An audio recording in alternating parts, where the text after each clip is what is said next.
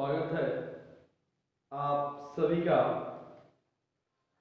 Successful education channel पर। मैं निखिल भारद्वाज आप सभी का इस चैनल पर हार्दिक स्वागत करता हूं। कल हम लोगों ने कूलम्ब के नियम को सिर्फ जाना था, डीपली में जाकर पूर्णतः अध्ययन नहीं किया था। आज हम लोग कूलम्ब के नियम को पुनः अध्ययन करेंगे डीपली जाकर। हम लोगों ने कल पढ़ा था कूलम्ब के नियम में कि कूलम्ब का जो नियम होता है वो दो बिंदु आवेशों के लिए लागू होता है। और कूलम्ब का जो नियम होता है वो दो स्थिर बिंदु आवेशों के लिए लागू होता है। अब जान लीजिए, माना कि कोई दो बिंदु आवेश Q1 और Q2 है। अब इन दोनों के बीच का दूरी मान लीजिए R हो। मान लीजिए इन दोनों के बीच का दूरी R हो, तो कूलम्ब का पहला नियम कहता है कि दो स्थिर बिंदु आवेशों के बीच लगने वाले आकर्षण या प्रतिकर्षण का बल उनके परिमाण के गुणनफल के समानुपाती होता है। तो पिछले वीडियो में मैंने आप लोगों को बता दिया था कि कब वो आकर्षित करेंगे और कब प्रतिकर्षित होंगे। ठीक है, अब समझिएगा। तो F जान लीजिए, जब आवेश समान होंगे तब प्रतिकर्षण होगा, मतलब दोनों पर यदि प्लस प्लस होंगे तो तब प्रतिकर्षण होगा, और भिन्न आवेश होंगे तब आकर्षण होगा। ये मैंने बता दिया था आप लोगों को। अब चलिए थोड़ा सा आगे बढ़ते हैं हम लोग। तो F समानुपाती परिमाण क्या है? पहला बिंदु आवेश का परिमाण है Q1 और दूसरा बिंदु आवेश का परिमाण है Q2। तो ये समानुपाती होगा इनके परिमाण के गुणनफल के। दूसरा नियम था कि जो इनके बीच लगने वाले आकर्षण या प्रतिकर्षण का बल होता है वो इसके बीच के दूरी के वर्ग के व्युत्क्रमानुपाती होता है। ठीक है, अब देखिएगा, तो ये व्युत्क्रमानुपाती हो गया। चलिए आगे बढ़ते। F समानुपाती 1/r²। अब चलिए समीकरण 1 एवं समीकरण 2 से जब किसी समीकरण के LHS साइड बराबर होते हैं तो उनके RHS साइड भी आपस में बराबर होंगे। तो F समानुपाती Q1 into Q2 आगुने 1/r²। Okay, तो F समानुपाती Q1 इंटू Q2 बटा में r²।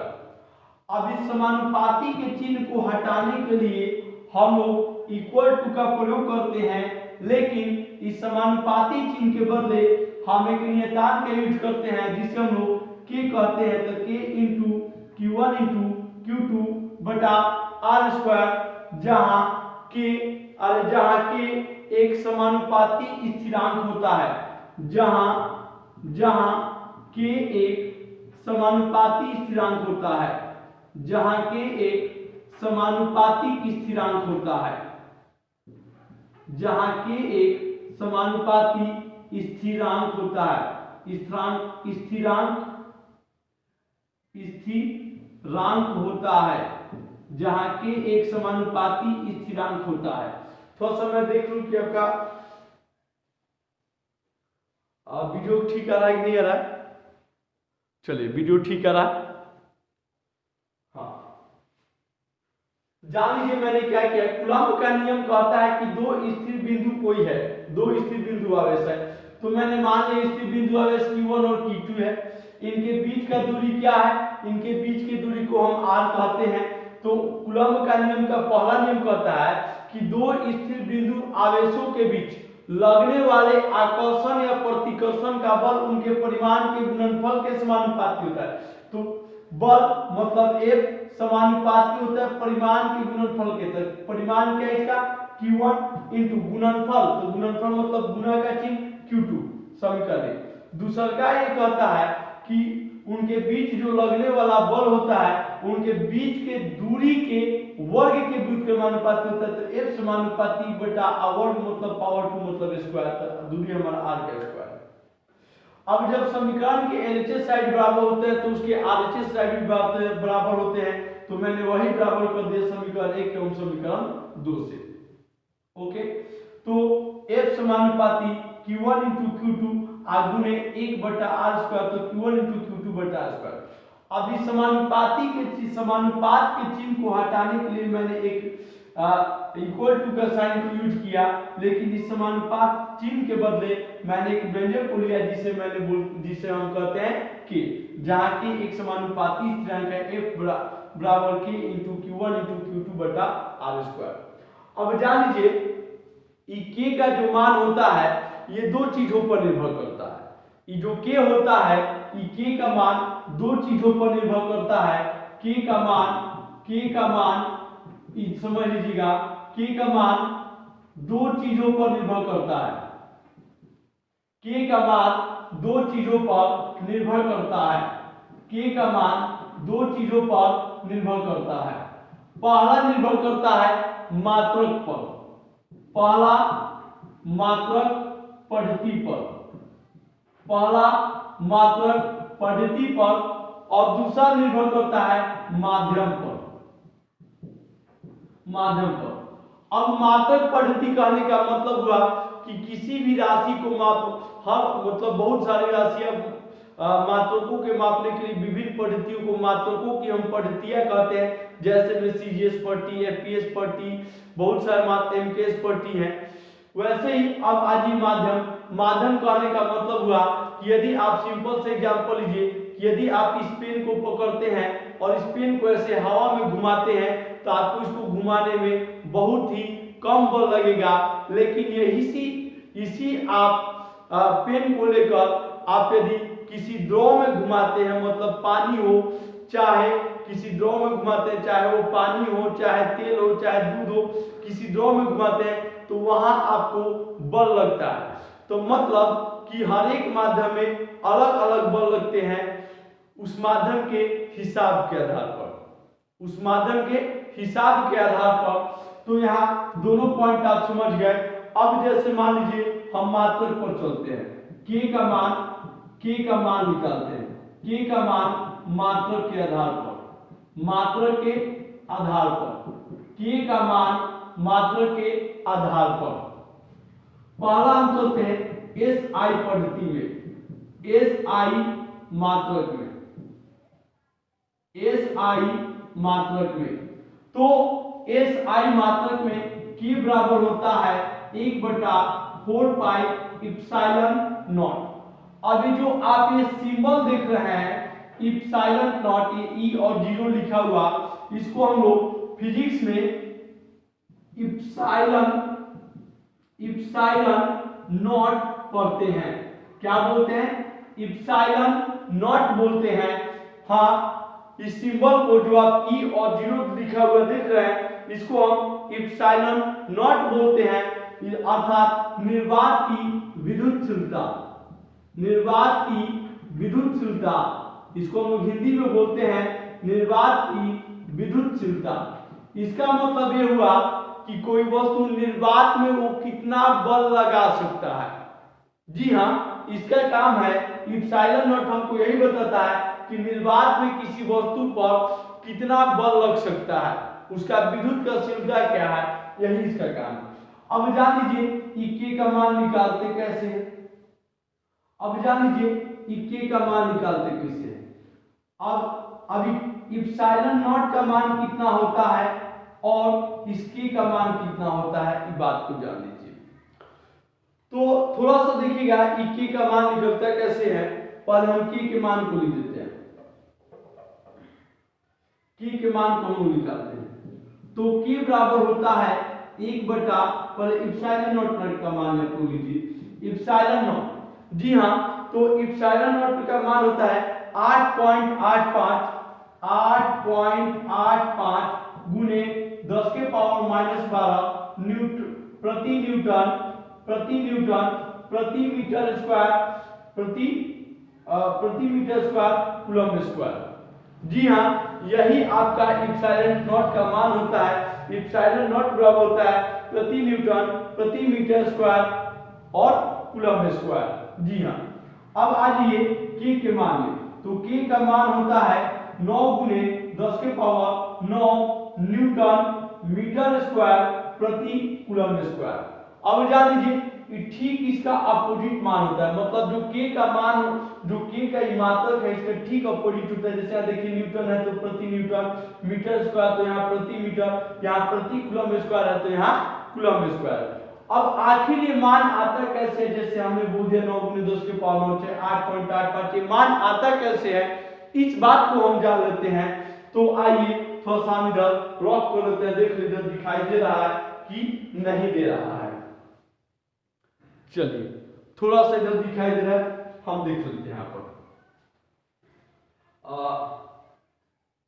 इसी को हम मिटा देते हैं या इधर हम ले लेते हैं, जी इधर ही ले लेते हैं। तो जान लीजिए यहां से जान लीजिए, थोड़ा सा देख लो कि इसके अंदर में आ रहा है कि नहीं आ रहा है। चलिए थोड़ा सा मैं और घुमा देता हूं। चलिए अब आ जा रहा है। अब समझिएगा ये आखिर के का मात्रक कैसे होता है।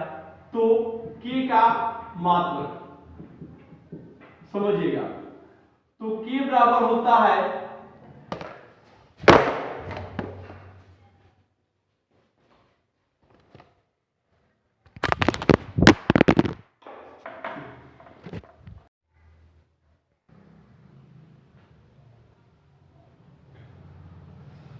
थोड़ा सा डिस्टर्बिंग हो गया था क्योंकि स्टेप गिर गया था। तो समझिएगा के का मात्रक होता है, के बराबर होता है 1 बटा के बराबर होता है, यहाँ देखिएगा एफ बराबर होता है, यहाँ से हम लेते हैं एफ बराबर होता है के इंटू Q1 इंटू Q2 बटा आर स्क्वायर।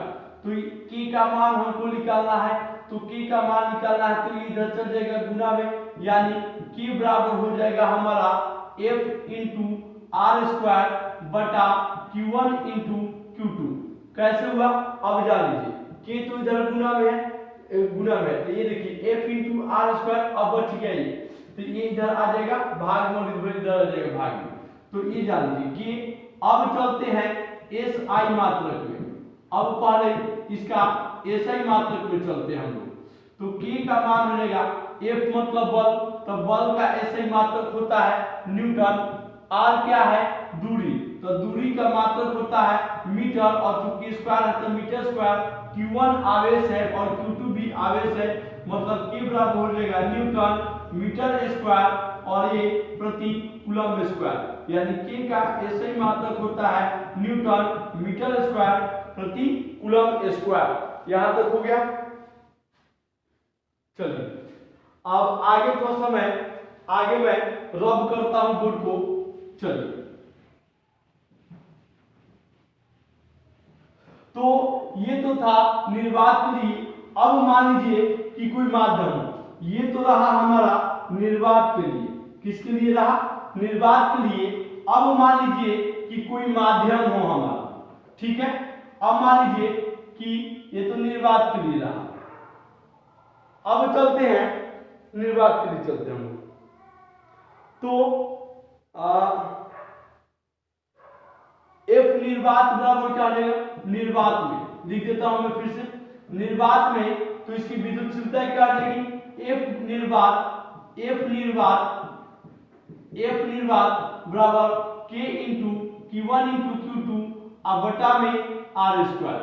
इसको मैं मान लेता हूं समीकरण 3, ठीक है। अब चलिए कोई मैं अन्य माध्यम ले लेता हूं, अन्य माध्यम में, तो अन्य माध्यम कहने का मतलब हुआ कि निर्वात को छोड़ के कोई दूसरा माध्यम, जैसे पानी हो गया चाहे कोई दूसरा माध्यम हो गया, तो उस माध्यम में इसकी विद्युतशीलता क्या होगी, तो एफ माध्यम बराबर, अब जान लीजिए तो उस समय एफ माध्यम में इसकी विद्युतशीलता होगी 1/4 यहाँ इसका 4 पाई इप्सिलॉन m, यहाँ के का मान पुट कर दीजिए 1/4 पाई इप्सिलॉन नॉट, मतलब जब कोई माध्यम नहीं होता है तब निर्वात की विद्युतशीलता के लिए इप्सिलॉन m, और कोई अन्य माध्यम हो तो उसके लिए epsilon m into Q1 into Q2 बटा R स्क्वायर। इसको समीकरण 4। अब समीकरण 3 को समीकरण 4 से भाग करने पर समीकरण 3 भागा समीकरण 4 से, समीकरण 3 भागा समीकरण 4 से, तो जब समीकरण 3 को समीकरण 4 से भाग करेंगे तो F निर्वात भागा समीकरण 3 हमारे ये रहा, F निर्वात भागा F माध्यम, समीकरण 4 F माध्यम बराबर आ जाएगा हमारा, पहला है निर्वात वाला के लिए 1/4 pi epsilon naught into Q1 into Q2 बटा में R स्क्वायर, और माध्यम वाला का है 1/4 pi epsilon m into Q1 into Q2 बटा में R स्क्वायर। जब आप इसको कैलकुलेशन कर दीजिएगा तो हमारा बच के आ जाएगा, जब कैलकुलेशन कर दीजिएगा तो हम बच के आ जाएगा इप्सिलॉन m बटा इप्सिलॉन नॉट, यानी अब इस संपूर्ण को F निर्वात बटा m को हम बोलते हैं इप्सिलॉन r। यानी हमारे कहने का मतलब हुआ कि जहां इप्सिलॉन r है आपेक्षिक विद्युतशीलता, जहां इप्सिलॉन r बराबर आपेक्षिक विद्युतशीलता, आपेक्षिक विद्युतशीलता, आपेक्षिक विद्युतशीलता, आपेक्षिक विद्युतशीलता कहने का क्या मतलब हुआ, किसी एक माध्यम के सापेक्ष दूसरे माध्यम में कितना बल लग रहा है, कितना विद्युतशीलता है, इसी को हम कहते हैं आपेक्षिक विद्युतशीलता कहते हैं। तो ये रहा आज का हमारा क्लास। अगले क्लास में हम लोग सदिशीय निरूपण के बारे में अध्ययन करेंगे। उम्मीद करता हूँ आपको क्लास अच्छा लगा होगा, तो कृपया कर चैनल पर यदि आप नए हैं तो चैनल को सब्सक्राइब कीजिए, लाइक कीजिए, शेयर कीजिए और कमेंट कीजिए, क्योंकि इतने मेहनत से बाबू आप लोगों को पढ़ाया जा रहा है तो कुछ तो आप लोग सपोर्ट कीजिए। धन्यवाद, नमस्कार, प्रणाम। मैं निखिल भारद्वाज, जी हाँ, वही निखिल भारद्वाज छपरा वाले।